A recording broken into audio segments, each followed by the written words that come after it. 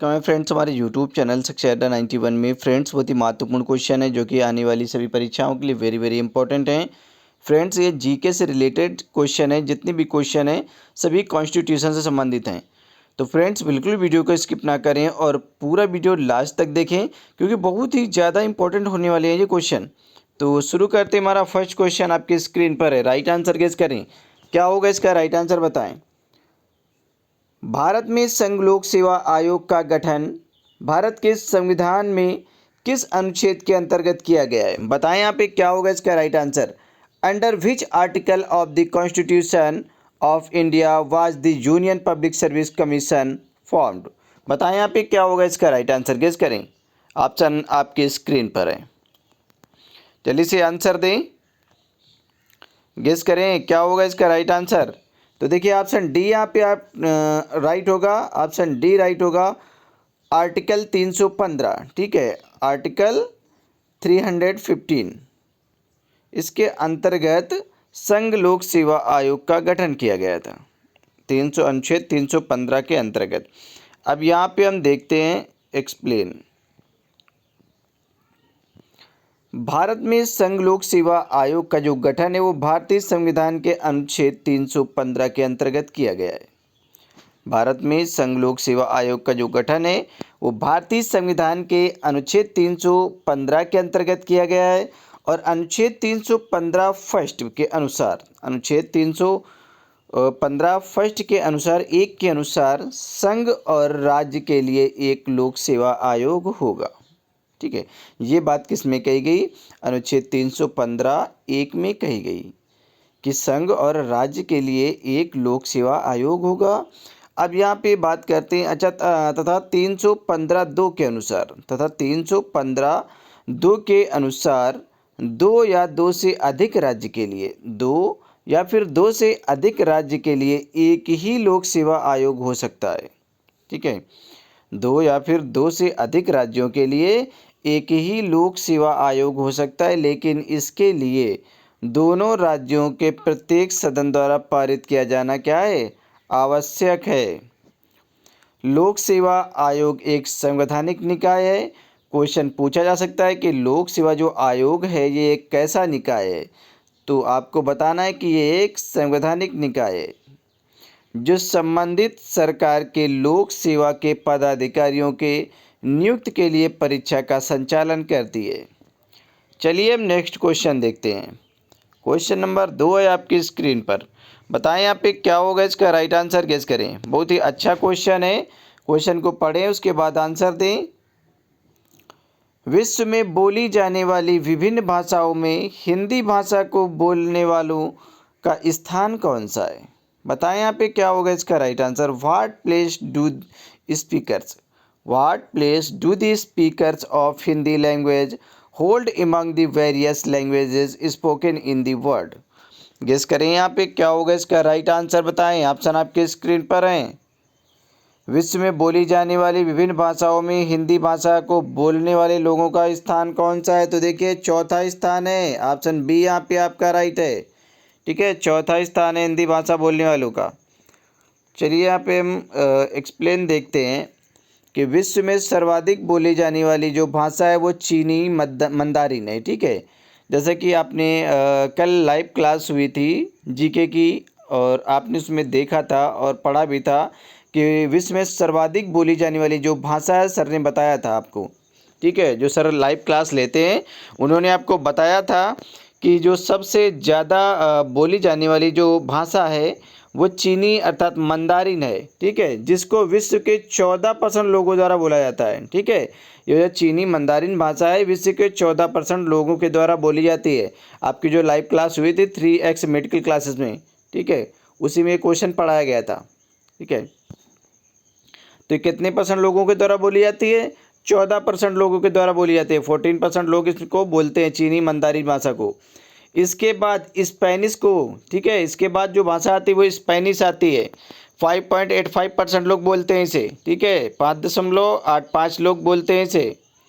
और अंग्रेजी को बोलने वाले लोग जो हैं वो 5.52% है। ठीक है, जिसे आप 5.52 बोलते हैं, बट उसे 52 नहीं पढ़ा जाता। अगर किसी संख्या के आगे, ठीक है, सॉरी, संख्या के बाद में अगर दशमलव लग जाए तो जो उसके बाद की जो संख्या है ये, इनको आप 52 नहीं पढ़ सकते, ठीक है, इन्हें 5-2% इस तरह पढ़ सकते हैं, ठीक है, इसी तरह पढ़ते ही हैं। 5.52%, 5.52%, ठीक है, बोली जाती है। जो आपके अंग्रेजी भाषा है ये कितने परसेंट बोली जाती है?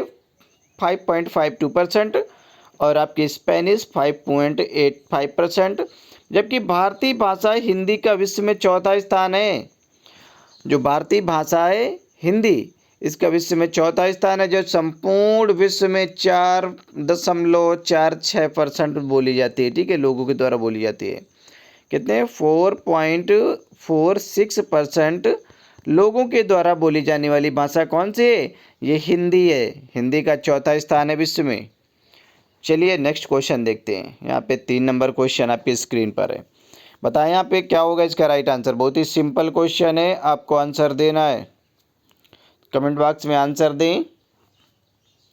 भारत के मुख्य निर्वाचन आयुक्त की नियुक्ति कौन करता है? भारत के मुख्य निर्वाचन आयुक्त की नियुक्ति कौन करता है? बताना है आपको। बताएं क्या होगा इसका राइट आंसर। जो भारत का मुख्य आयुक्त होता है, उसकी निर्वाचन आयुक्त होता है, मुख्य निर्वाचन आयुक्त होता है, ठीक है, उसकी नियुक्ति कौन करता है? बताएं यहाँ पे क्या होगा इसका right answer. Who appoint the chief election commission of India. तो देखिए उसकी जो नियुक्ति करता है वो प्रेसिडेंट करता है, ठीक है, राष्ट्रपति करता है। Who appoint the chief election commissioner of India, ठीक है, निर्वाचन आयुक्त की जो नियुक्ति होती है वो राष्ट्रपति करता है। चलिए यहाँ पे हम एक्सप्लेन देखते हैं। संविधान के अनुच्छेद अर्थात आर्टिकल 324, ठीक है, अनुच्छेद 324 में निर्वाचन आयोग के विषय में प्रावधान किया गया है, ठीक है। संविधान का जो अनुच्छेद है 324, इसके अंतर्गत निर्वाचन आयोग के विषय में प्रावधान किया गया है। और इसके अनुसार निर्वाचन आयोग मुख्य निर्वाचन आयुक्त और अन्य निर्वाचन आयुक्तों से यदि कोई हो, ठीक है, इनसे मिलकर बनेगा, जिसकी नियुक्ति राष्ट्रपति करेंगे, ठीक है। चलिए नेक्स्ट क्वेश्चन देख लेते हैं। 4 नंबर क्वेश्चन आपकी स्क्रीन पर है। क्वेश्चन को पढ़ें अच्छे से, आंसर दें। भारत सरकार का प्रथम विधि अधिकारी कौन होता है? बताएं यहाँ पे क्या होगा इसका राइट आंसर। भारत सरकार का प्रथम विधि अधिकारी कौन होता है? Who is the first law officer of the government of India. बताएं यहाँ पे क्या होगा इसका राइट आंसर। भारत सरकार का प्रथम विधि अधिकारी कौन होता है? ऑप्शन आपके स्क्रीन पर है, गेस करें क्या होगा इसका राइट आंसर, बताएं। तो देखिए बहुत ही सिंपल क्वेश्चन है, attorney general of India. Option यहाँ पे सी राइट होगा। भारत सरकार का जो प्रथम विधि अधिकारी होता है वो अटॉर्नी जनरल ऑफ इंडिया होता है। अब यहाँ पे हम एक्सप्लेन देख लेते हैं। महान्यायवादी, ठीक है, इसे क्या कहा जाता है? महान्यायवादी कहा जाता है। अटॉर्नी जनरल ऑफ इंडिया को क्या कहा जाता है? महान्यायवादी कहा जाता है। ये भारत का प्रमुख विधि अधिकारी होता है। ये कैसा अधिकारी है? ये भारत का प्रमुख विधि अधिकारी होता है। कौन? महान्यायवादी, जिसे अटॉर्नी जनरल ऑफ इंडिया कहा जाता है। यह विधि के उन विषयों पर सुझाव देता है, यह विधि के उन विषयों पर सुझाव देता है एवं उन कार्यों को संपन्न करता है जो राष्ट्रपति द्वारा प्रदान किया जाता है, जो राष्ट्रपति के द्वारा प्रदान किया जाता है। संविधान के अनुच्छेद 76 में, ठीक है, संविधान के अनुच्छेद 76 में भारत के महान्यायवादी की नियुक्ति, ठीक है, भारत के महान्यायवादी की जो नियुक्ति है वो अनुच्छेद, संविधान के अनुच्छेद 76 के अनुसार की जाती है, ठीक है। 76 के अनुसार महान्यायवादी की नियुक्ति की जाती है। योग्यता, पदावधि, वेतन तथा अधिकारों का उल्लेख किसमें है? अनुच्छेद 76 में। चलिए नेक्स्ट क्वेश्चन देखते हैं। क्वेश्चन नंबर 5 है आपके स्क्रीन पर। क्वेश्चन को पढ़ें, क्या होगा इसका राइट आंसर, गेस करें। बताएं क्या होगा इसका राइट आंसर। क्वेश्चन को अच्छे से पढ़ लें, उसके बाद आंसर दें। जल्दबाजी बिल्कुल भी मत करें, ठीक है। ये तो सभी को पता है कि जीके जो होती है वो हर एक एग्ज़ाम में पूछी जाती है, चाहे वो नर्सिंग का हो फिर नॉन नर्सिंग का हो, ठीक है। बट इस बार जो जीके पूछी जा रही है पीसीएस में, और आपको तो पता ही है कि यूपी पीसीएस स्टाफ नर्स में इस बार ही नहीं, हमेशा जीके पूछी जाती है। और जीके बहुत क्वेश्चन पूछे जाते हैं जीके के, ठीक है। जीके का थोड़ा सिलेबस नहीं होता है, जीके के बहुत क्वेश्चन आते हैं, ठीक है। इस वजह जीके को हल्के में ना लें, क्योंकि आप जीके की बदौलत ही फेल हो सकते हैं। इस वजह से जीके को बहुत अच्छे से पढ़ें। जीके हो गई, आपकी हिंदी हो गई, और 6-7 क्वेश्चन मैथ के भी आते हैं, तो हम मैथ की भी क्लास लेंगे। तो बताएं यहाँ पे क्या होगा इसका राइट आंसर, गेस करें। और केजीएमयू में भैया आपकी जीके पूछी जाएगी, करंट अफेयर पूछी जाएगी, क्योंकि वहाँ पे 60/40 का रेशियो है। ठीक है, 60:40 का रेशियो है। 60% जो आपकी नर्सिंग होगी और 40% आपके अदर देन नर्सिंग होगा। ठीक है, इसी में आपके मैथ, रीजनिंग, जीके, इंग्लिश, ठीक है, ये सभी होंगे। तो आप हल्के में ना लें जीके वगैरह को। ठीक है, अदर देन जो नर्सिंग सब्जेक्ट आता है अच्छे से उसे पढ़ें। ठीक है, रिवीजन करें। भारत में निम्न में से किस लोकसभा का अध्यक्ष कुल कार्यकाल सर्वाधिक रहा था? भारत में निम्न में से किस लोकसभा अध्यक्ष का जो कुल कार्यकाल था वो सर्वाधिक रहा था? बताएं यहाँ पे क्या होगा इसका राइट आंसर, गेस करें। किस लोकसभा अध्यक्ष का जो कार्यकाल है वो सर्वाधिक रहा है? तो देखिए यहाँ पे ऑप्शन सी राइट होगा, डॉक्टर बलराम जाखड़। ठीक है, डॉक्टर बलराम जाखड़ का जो कार्यकाल था लोकसभा अध्यक्ष का वो सर्वाधिक था। ठीक है, सबसे अधिक था। अब यहाँ पे आप एक्सप्लेन देख लें कि डॉक्टर बलराम जाखड़ को 22 जनवरी 1980 को 7वीं लोकसभा का अध्यक्ष निर्वाचित किया गया था। डॉक्टर बलराम जाखड़ को 22 जनवरी 1980 ईस्वी को 7वीं लोकसभा का अध्यक्ष निर्वाचित किया गया था। 1980 को, ठीक है, वर्ष 1980 को, हमने ईस्वी बोल दिया था। तो वर्ष 1980 को 7वीं लोकसभा का अध्यक्ष ने निर्वाचित किया गया था तथा 8वीं लोकसभा में सर्वसम्मति से अध्यक्ष नियुक्त किया गया था। स्वतंत्र भारत में लगातार 2 बार की पूर्ण अवधि के लिए बने रहने वाले एकमात्र अध्यक्ष डॉक्टर बलराम जाखड़ थे। इनका निधन 3 फरवरी 2016 को ब्रेन स्ट्रोक की बीमारी से हुआ था। ठीक है, जो डॉक्टर बलराम जाखड़ हैं इनका जो निधन हुआ था वो 3 फरवरी 2016 को ब्रेन स्ट्रोक की बीमारी के कारण हुआ था। चलिए हम नेक्स्ट क्वेश्चन देखते हैं। क्वेश्चन नंबर 6 आपकी स्क्रीन पर है, गेस करें क्या होगा इसका राइट आंसर बताएं। मृत्यु दंड के मामले में क्षमा देने का अधिकार किसे? ये तो सभी को पता है कि क्षमा कौन करता है। जब किसी को मृत्यु दंड दिया होता है, ठीक है, कोर्ट ने या फिर किसी अदालत ने, सुप्रीम कोर्ट ने अगर किसी भी अपराधी को यदि मृत्यु दंड दिया है तो उसे क्षमा करने का जो अधिकार है वो सिर्फ और सिर्फ किसके पास होता है? प्रेसिडेंट के पास होता है। ठीक है, राष्ट्रपति के पास होता है कि वही उसकी क्षमा को, जो सज़ा होती है उसकी सज़ा को क्षमा कर सकता है। ठीक है, माफ़ कर सकता है। ठीक है, who has the right to grant pardon in case of death penalty?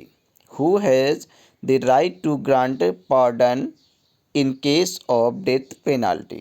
ठीक है, मृत्यु दंड के जो मामले में क्षमा करने के जो अधिकार है वो राष्ट्रपति के पास होता है।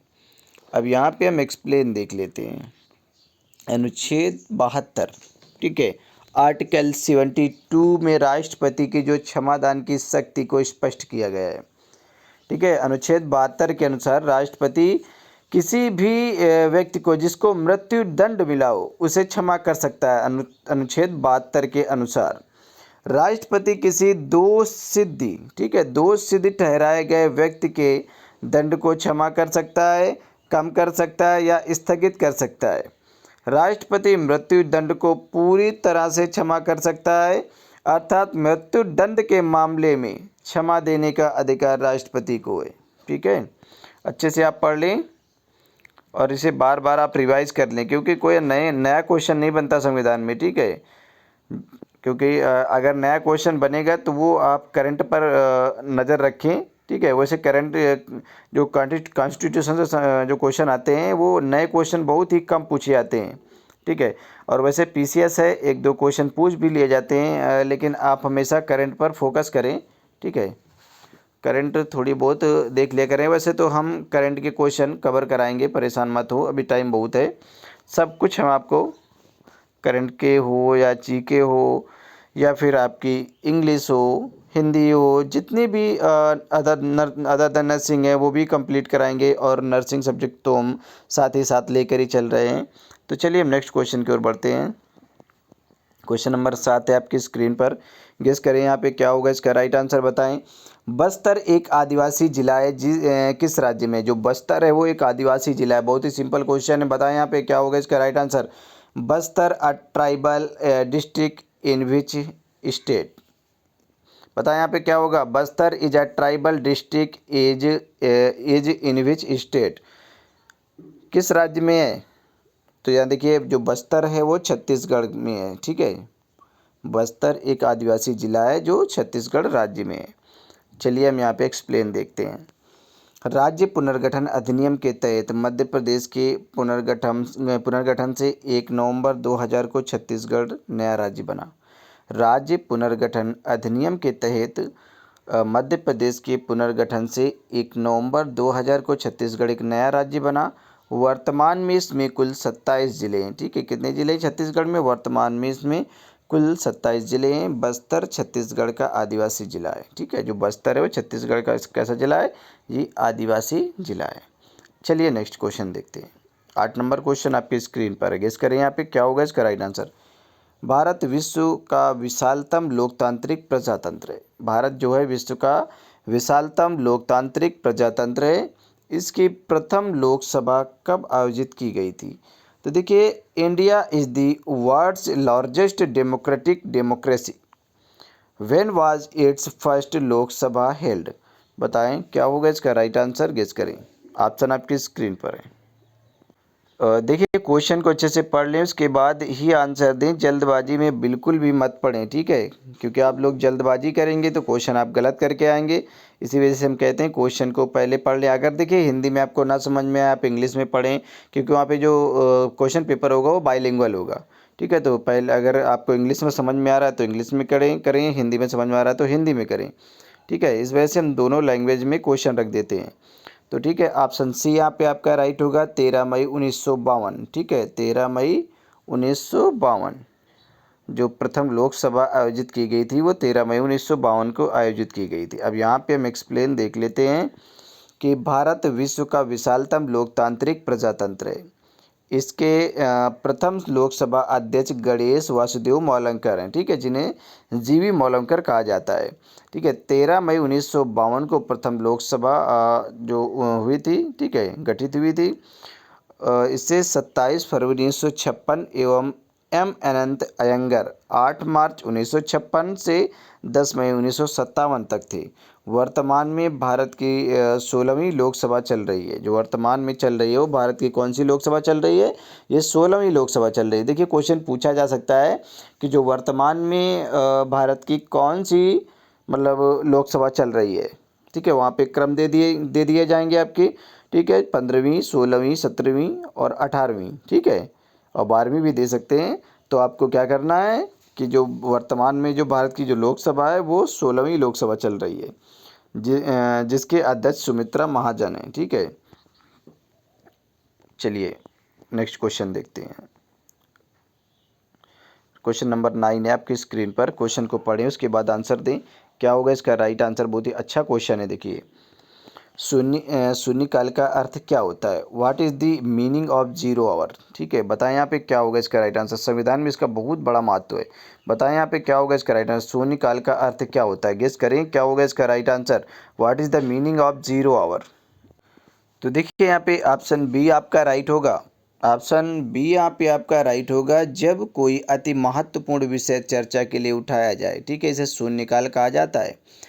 ठीक है, when any very important topic is raised for discussion, जब कोई महत्वपूर्ण विषय चर्चा के लिए उठाया जाए, ठीक है, तो उसे जीरो आवर बोला जाता है। शून्यकाल का अर्थ यही होता है। अब यहाँ पे हम एक्सप्लेन देख लेते हैं। शून्यकाल भारतीय संसद की देन है। जो शून्यकाल है वो भारतीय संसद की देन है। दोनों सदनों में प्रश्नकाल के ठीक बाद 12 बजे से 1 बजे तक का जो समय होता है वो शून्यकाल कहलाता है।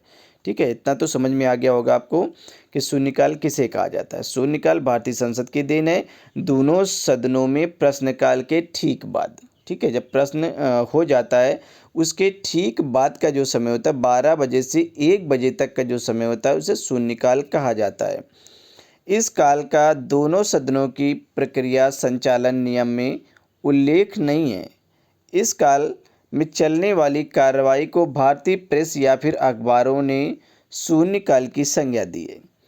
इस काल के दौरान सदस्य कोई अति महत्वपूर्ण विषय पर चर्चा करते हुए या चर्चा के लिए उठाते हैं। ठीक है, अभी जैसा आपने ऑप्शन में पढ़ा है कि इस काल के दौरान जो आपका शून्य काल है इसमें क्या होता है कि कोई इसके दौरान सदस्य कोई भी महत्वपूर्ण विषय पर चर्चा हो रही हो, ठीक है, अति महत्वपूर्ण विषय के लिए उठाते हैं तथा उस पर तुरंत कार्रवाई चाहते हैं। क्या होता है, यह शून्यकाल इसे कहा जाता है। चलिए नेक्स्ट क्वेश्चन देखते हैं। क्वेश्चन नंबर 10 है आपकी स्क्रीन पर। बताएं यहाँ पे क्या होगा इसका राइट आंसर। क्वेश्चन को अच्छे से पढ़े उसके बाद आंसर दें। संवैधानिक उपचारों का अधिकार के तहत आता है। संवैधानिक उपचार जो है वो किस अधिकार के तहत आता है, बताएं यहाँ पे क्या होगा इसका राइट आंसर। गेस करें। The right to constitutional remedies comes under. देखिए बताएं यहाँ पे क्या होगा इसका राइट आंसर। फंडामेंटल राइट्स के अंतर्गत आता है कि लीगल राइट होता है, कि कॉन्स्टिट्यूशनल राइट होता है या फिर नेचुरल राइट होता है। बताएं संवैधानिक उपचारों को जो अधिकार है वो किसके तहत आता है। गेस करें यहाँ पे क्या होगा इसका राइट आंसर बताएं। तो देखिए ये फंडामेंटल राइट्स है, ठीक है, मौलिक अधिकार है। जो संवैधानिक उपचारों का जो अधिकार है वो फंडामेंटल राइट्स के अधीन आता है, अंतर्गत आता है। ठीक है, यहाँ पे हम एक्सप्लेन देख लेते हैं कि संवैधानिक उपचारों का अधिकार मौलिक अधिकार के तहत आता है। इसके अंतर्गत मौलिक अधिकारों को प्रवर्तित कराने का अधिकार उच्चतम एवं उच्च न्यायालय को है। मौलिक अधिकारों का उल्लंघन होने पर अनुच्छेद 32 के अंतर्गत उच्चतम न्यायालय द्वारा रिट जारी किया जा सकता है। ये रिटें 5 प्रकार की होती हैं। अब यहाँ पे देख लें कि कौन कौन सी रिटें जारी की जाती हैं। देखिए बंदी प्रत्यक्षीकरण जिसे कहा जाता है हैबियस कॉर्पस, ठीक है, ये आपकी फर्स्ट रिट होती है। रिटें कितनी प्रकार की होती है, 5 प्रकार की होती हैं। ठीक है, अगर मौलिक अधिकारों का उल्लंघन हो रहा है तो आप आर्टिकल 32 अर्थात अनुच्छेद 32 के अंतर्गत उच्चतम न्यायालय में आप रिट जारी कर सकते हैं। ठीक है, अब ये रिट कितनी होती है, तो ये 5 प्रकार की रिटें होती है। कौन कौन सी रिटें होती है, तो देखिए आप फर्स्ट पढ़ चुके हैं, बंदी प्रत्यक्षीकरण जिसे हैबियस कॉर्पस कहा जाता है। और नंबर 2 है आपका परमादेश जिसे मैंडेमस कहा जाता है। ठीक है, परमादेश जिसे मैंडामस कहा जाता है। नंबर 3 है यहाँ पे अधिकार प्रच्छा, क्वेटो वारंटो। ठीक है, क्वेटो वारंटो अधिकार प्रच्छा। ठीक है, और ये आपकी नंबर 4 है प्रतिषेध, प्रोहिबिशन। ठीक है, प्रतिषेध। और आपका नंबर जो 5 है उत्प्रेषण। ठीक है, सर्टियरी, ऑप्शन 5 ही आपका। चलिए नेक्स्ट क्वेश्चन देख लेते हैं हम। 11 नंबर क्वेश्चन आपके स्क्रीन पर है। क्वेश्चन पढ़ें, पहले अच्छे से पढ़ें उसके बाद आंसर दें। क्या होगा इसका राइट आंसर। निम्नलिखित कथनों में से भारत के संविधान के विषय में कौन सा कथन सही नहीं है। बताएं यहाँ पे क्या होगा इसका राइट आंसर। गेस करें, पहले अच्छे से क्वेश्चन को पढ़ लें। Which of the following statement is not correct regarding the constitution of India. Constitution के अनुसार कौन सा कथन है जो गलत है, तो बताएं यहाँ पे। ऑप्शन आपकी स्क्रीन पर है। देखिए ऑप्शन बी यहाँ पे आपका राइट होगा। यह धर्म को औपचारिक दर्जा प्रदान करता है। It's provide formal status to a religion. एक धर्म को औपचारिक दर्जा प्रदान करता है। ठीक है, यही ऑप्शन जो है ऑप्शन बी ये गलत है। ठीक है, it's provides formal status to a religion. चलिए हम एक्सप्लेन देख लेते हैं यहाँ पे। अनुच्छेद 15 के अनुसार धर्म, मूल वंश, जाति, लिंग या फिर जन्म के स्थान पर या जन्म के स्थान के आधार पर विभेद का प्रतिषेध एक मौलिक अधिकार के अंतर्गत वर्गीकृत किया गया है। अतः स्पष्ट है कि कथन भी असत्य है। ठीक है, चलिए नेक्स्ट क्वेश्चन देखते हैं। 12 नंबर क्वेश्चन आपकी स्क्रीन पर है। गेस करें क्या होगा इसका राइट आंसर, बताएं। क्वेश्चन को पढ़ें। भारत में महिलाओं के लिए आरक्षण उपलब्ध है। बताएं यहाँ पे। Reservation is available for women in India. बताएं यहाँ पे क्या होगा इसका राइट आंसर। भारत में महिलाओं के लिए आरक्षण उपलब्ध है, तो गेस करें क्या होगा इसका राइट आंसर। देखिए जो भारत में महिलाओं के लिए आरक्षण कहाँ पे उपलब्ध नहीं था, लोकसभा, राज्यसभा, इनमें उपलब्ध नहीं है। ठीक है, बट यहाँ पे पंचायती राज्य में आरक्षण उपलब्ध है। यहाँ पे बात की जा रही है reservation is available for women India, तो ठीक है, ऑप्शन सी यहाँ पे राइट होगी। पंचायती राज निकायों में क्या है कि इनमें आरक्षण उपलब्ध है, बट यहाँ पे लोकसभा और राज्यसभा में इनके लिए आरक्षण उपलब्ध नहीं था। उसी को लेकर अभी आप देख रहे होंगे हाल में कि चर्चा चल रहा है, ठीक है, लोकसभा और राज्यसभा में चर्चा चल रहा है। वैसे कि ये राज्यसभा में बिल आपका पेश हो चुका है, ठीक है, और पास भी हो गया है। जो आपका ये बिल है आपका भारत में जो महिलाओं के लिए इनको लोकसभा और राज्यसभा में आरक्षण के लिए 33% आरक्षण जो देना था इसमें, ठीक है, राज्यसभा में ये बिल पास हो चुका है, बट लोकसभा में अभी प्रॉब्लम्स आ रही है, ठीक है, लोकसभा में अभी ये बिल सर्वसम्मत से पास नहीं हुआ है, ठीक है। चलिए हम एक्सप्लेन देख लेते हैं कि संविधान के 73वें और 74वें संविधान संशोधन ने पंचायतों को शक्ति प्रदान की है। संविधान के 73वें व 74वें संशोधन ने पंचायतों को शक्तियां प्रदान की है। उनके नियमित चुनाव होंगे तथा सभी स्तरों पर महिलाओं के लिए 1/3 स्थान आरक्षित होंगे। उनकी वित्तीय स्थिति सुदृढ़ करने के लिए राज्य वित्त आयोग के गठन का प्रावधान किया गया है। यह राज्यपाल द्वारा गठित किया जाएगा। पंचायतों की 11वीं व 12वीं अनुसूची में दिए गए विषयों पर कार्य की पूर्ण शक्ति होगी। 11वीं व 12वीं अनुसूची में क्रमशः 29 व 18 विषय शामिल हैं। लोकसभा व राज्यसभा में महिलाओं के आरक्षण की व्यवस्था नहीं है, ठीक है। अभी तक लोकसभा और राज्यसभा में, जैसे मैंने अभी बताया है, अभी तक लोकसभा और राज्यसभा में महिलाओं के लिए आरक्षण की व्यवस्था नहीं थी, बट अभी जो प्रेजेंट में, ठीक है, क्योंकि अब चुनाव आ रहा है 2024 का, तो मोदी जी को कुछ में कुछ तो नया करना ही होता है, ठीक है। तो उन्होंने क्या किया कि 33% आरक्षण महिलाओं के लिए लेकर आ गए, ठीक है, और ये राज्यसभा में पास हो गया है। हालांकि लोकसभा में क्योंकि अभी जो बीजेपी के कुछ प्रवक्ता कहें या फिर नेता सदन कहें या फिर हम उन्हें पार्लियामेंट मेंबर ऑफ पार्लियामेंट कहें, ठीक है, जैसे कि योगी जी ही इस चीज़ से सहमत नहीं है, योगी आदित्यनाथ जी ही सहमत नहीं है कि महिलाओं को आरक्षण दिया जाए, ठीक है। 33% आरक्षण जो दिया जा रहा है महिलाओं को इसमें लोकसभा में, ठीक है, और राज्यसभा में, तो इसमें क्या है कि योगी आदित्यनाथ जी सहमत नहीं है इससे, ठीक है, और 2-4 नेता और भी नहीं सहमत हैं, बट वैसे तो ये पास हो जाएगा, क्योंकि जब कोई भी बिल अगर राज्यसभा के लिए भेजा, देखिए जब कोई बिल भेजा जाता है राज्यसभा की सहमति के लिए, वैसे लोकसभा में तो बिल पास हो जाता है। अगर राज्यसभा, देखिए कोई बिल लोकसभा से जब राज्यसभा में जाता है विचार करने के लिए, तो वहाँ पे बिल क्या होता है कि अगर वो राज्यसभा 14 दिन के अंदर अंदर उस बिल को वापस नहीं कर रही है, ठीक है, उसको पास करके वापस नहीं कर रही है लोकसभा में, तो क्या होता है वो बिल ऑटो में पास हो जाता है, ठीक है, वो बिल पास मान लिया जाता है।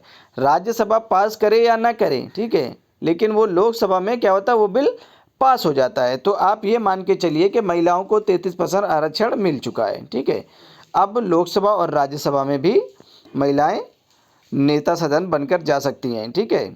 अब इसमें भी इनको 33% आरक्षण हो चुका है कि महिलाएं भी 33% आरक्षण लेकर लोकसभा और राज्यसभा में अपना प्रतिनिधित्व कर सकती हैं। पहले ये केवल निकाय चुनावों में था, मतलब पंचायती राज चुनावों में केवल महिलाओं को 33% आरक्षण प्राप्त था, बट अब यहाँ पे लोकसभा और राज्यसभा दोनों में भी 33% आरक्षण मिल चुका है महिलाओं को। क्योंकि चुनावी दौर चल रहा है तो मोदी जी को कुछ नया तो करना ही है। चलिए नेक्स्ट क्वेश्चन देखते हैं। सॉरी, सिर्फ 12 क्वेश्चन ही थे, ठीक है। तो हम मिलते हैं किसी नेक्स्ट वीडियो में, तब तक के लिए bye bye and take care.